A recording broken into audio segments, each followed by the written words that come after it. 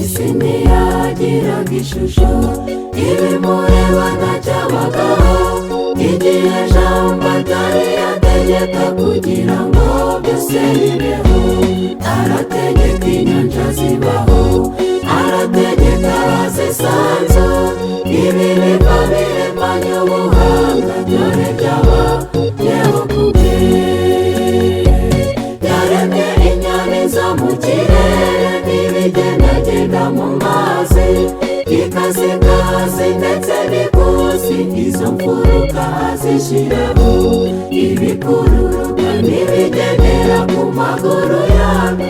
Izo nyamaswa ziteye ubwuzu nazo niwe wazishyizeho.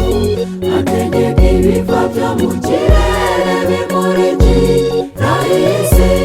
Iminsi itanu ibyo birangiye, ku wa gatandatu arema umuntu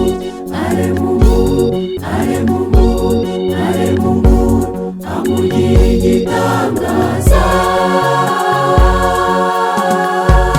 Igikomangoma inshuti ya Yehova, umutware w'ibyo yaremye.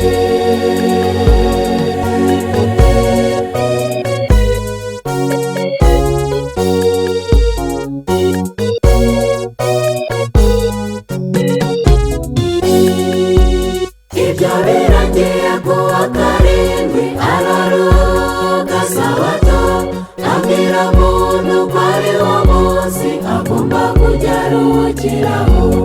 Awuha umugisha aweza wejeje n'uyu munsi urera. Abawupfobya baza n'utundi badushyira iruhande rwawo, barawutangatanga bawutesha agaciro. Sabato nipfa ifite nyirayo kandi ari we muremyi. Tuziyereka dusoje urugamba tugaragaje ko mbabazi, tubyina intsinzi twivuga imyato Yesu arimo adukora mu biganza.